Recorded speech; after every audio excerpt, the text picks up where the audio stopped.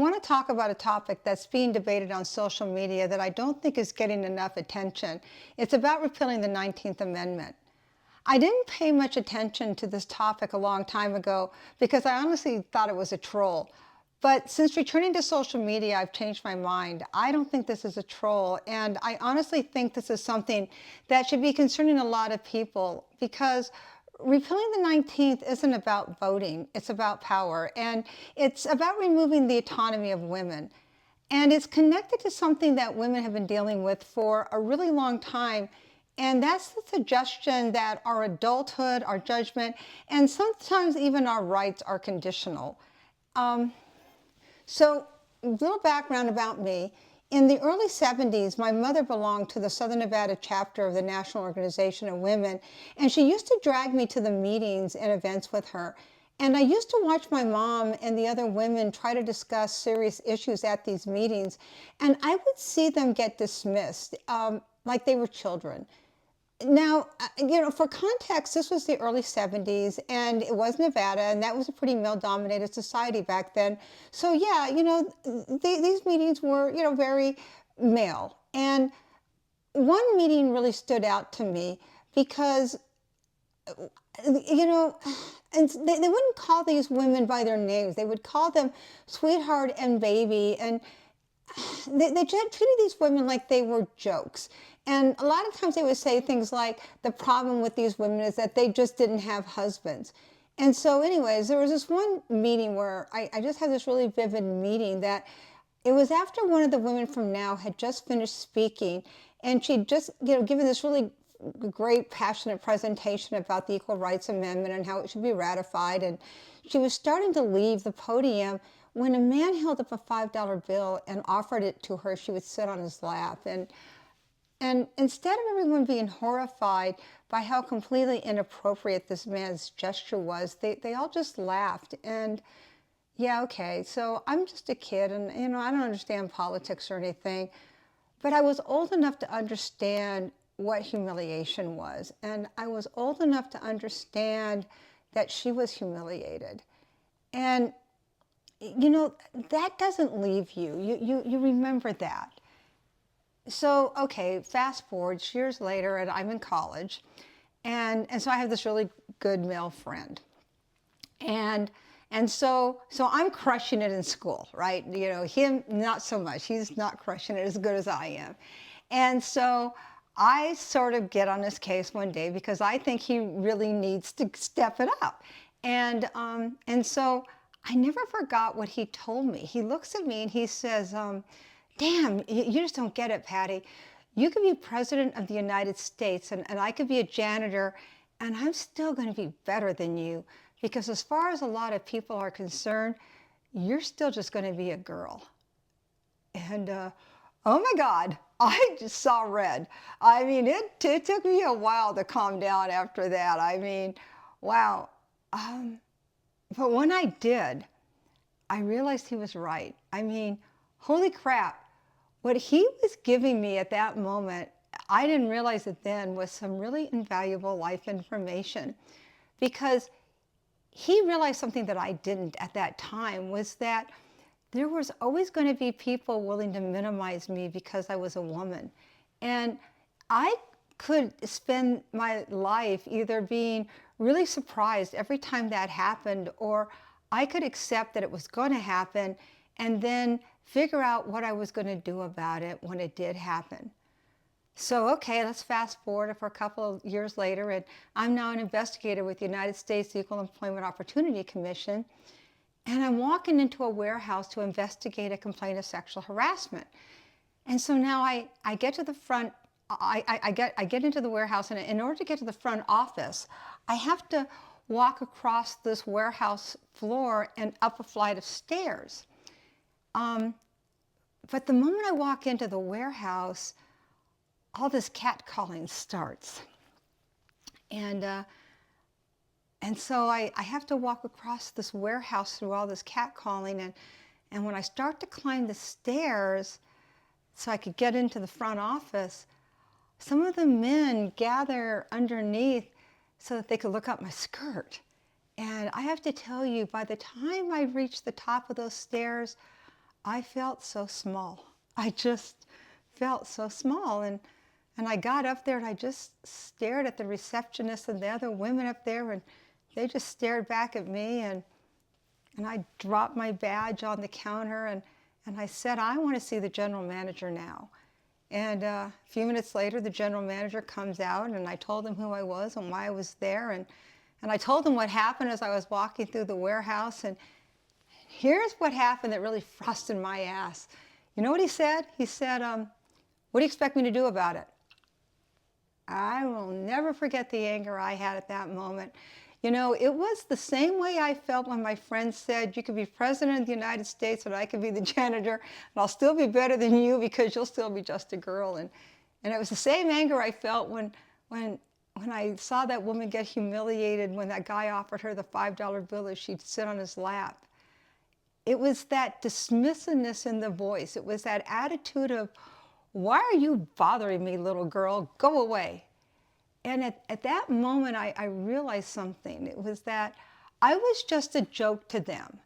Myself and the other women in that building, we were just something that was there to help pass the time, to break up the boring monotony in their day. And if we couldn't take the joke, well, that was our problem. The men saw themselves as the victim of all this. They were having a good time, and it was the women who couldn't take the joke. That it was the problem as they saw it was, and by the way, this later came out in the deposition, was that the women, having the women in the company was the problem. It was never the behavior of the men. The women couldn't take the joke. It was the women that were crushing their souls. It wasn't their behavior. And that's what I'm noticing over the last couple of days as I've delved deeper into this repeal the 19th Amendment bullshit. And that's what it is, it's bullshit. Because some of the things I'm hearing from the people who support this movement sound remarkably similar to what I heard from people who were harassing women in the workplace. They're just using different words.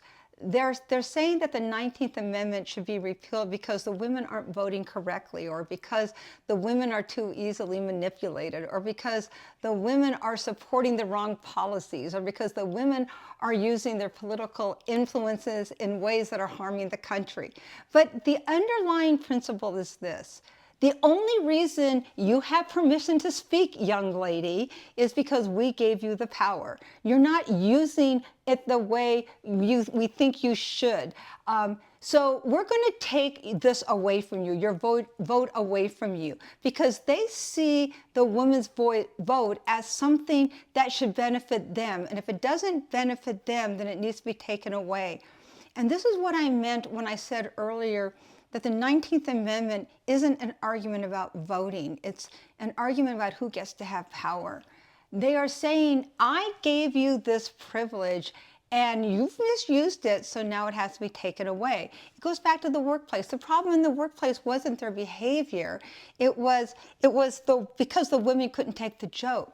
So here's where I think the people on social media, I think they need a reality check about amendments to the U.S. Constitution. So here it is. Once something becomes an amendment to the U.S. Constitution, no one owns those words. So let me repeat. Whoever writes a constitutional protection doesn't retain ownership of that protection. Once an amendment is ratified, it becomes part of the Constitution of the United States. The 19th Amendment isn't telling women, here, men have decided to let you vote. It's telling government, you cannot deny or abridge the right of a citizen to vote because of their sex. Hard stop. The idea that women were somehow given political autonomy by men and that men can simply decide to take it back is wrong. Political autonomy was never theirs to give women, and therefore men cannot take it back because they don't like what women are doing with it. When anyone says that women shouldn't vote because they don't like the way a woman is voting, they are saying that they believe political autonomy is conditional upon what that person is making with their choices when they vote. That it's something they can approve of. That this is something that every man, that this is something that if they don't like, they can take back. And this is something that everybody should reject. And it's something that Americans, it should appall you that this is even something that we're debating. And I'm just going to say, as a libertarian, I reject this to the core because this is not how liberty works. Liberty doesn't mean I get to make decisions for you because I think you're making bad decisions. Liberty means I give people the freedom to be wrong. I know that's a hard one for people to accept, but I give people the right to be wrong. That's what freedom is. It means I give people the freedom to make choices I absolutely hate. It means I give them the freedom to vote for candidates I can't stand. And by the way, people vote for a lot of candidates I hate. I wish they wouldn't, but they do. And I let them vote for policies that I think are disastrous, which is why we're $40 trillion in debt. And then liberty gives me the freedom to stand up and try to make a better argument, which I try to do throughout this campaign. And hopefully my freedom, well, hopefully, I hope that with the liberty, I can persuade you into my way of thinking. But I don't get to cut the political vocal cords of anyone because I don't like what some people associated with a specific group are saying with their voices. That's literally the opposite of liberty. And by the way, this isn't just a woman's issue. It's the principle of liberty that applies to everyone. That's why libertarians fight so hard for liberty. If we accept the idea that a group of citizens should lose their political equality because somebody believes that they're exercising their political power irresponsibly, then we've accepted an extraordinarily dangerous premise that rights only belong to people who use them the way that certain people think they should. And no, that's wrong. That is so wrong. What has made America great is the principle that people have inherent rights, and those rights are endowed by our Creator, which means the government cannot grant, sell, transfer, or take those rights away. Now, yeah, I get it. Voting isn't an absolute right, but liberty is. Now, my mother would be rolling in her grave if she knew that in 2026, when her daughter was running for Congress, one of the issues that I would have to argue to protect was the 19th Amendment, but yeah, here we are. Look, I can't control what anybody else who is running for Congress talks about, but I can control what I talk about, and I'm going to talk about this. Because my mother and all the women I watched when I was a little girl, they fought really hard to give me this platform, and damn it, I am going to talk about it. I'm not going to be silent. I know what a lot of them gave up so that the women could have a voice and they could have the same autonomy of men. And what I find unbelievable is that after all these decades, we still have to have this conversation. Okay, so on behalf of the United States Constitution, I just want to say, no, you do not have to agree with women. Heck, we don't agree with each other most of the time. And no, you do not have to like how we vote. We aren't a monolith. We all don't vote the same. We vote differently. And no, you do not have to approve of any of the choices we make. Women fight with each other all the time about our choices. And yes, you have the right to tell us you think we're wrong. And yes, you have the right to change your minds. But women's rights are not conditional upon anyone's approval. A woman's voice is her own, and no one else has the right to tell her she can or cannot speak. No one has the right to revoke political autonomy of a woman. In fact, no one has a right to revoke political autonomy of anyone. No matter how much you may disagree with what anyone says, what a group of women have said, what a group of anyone has said. No one has the right to take anyone's rights away as a punishment for what they have said. No group, including women, are children that need to be disciplined.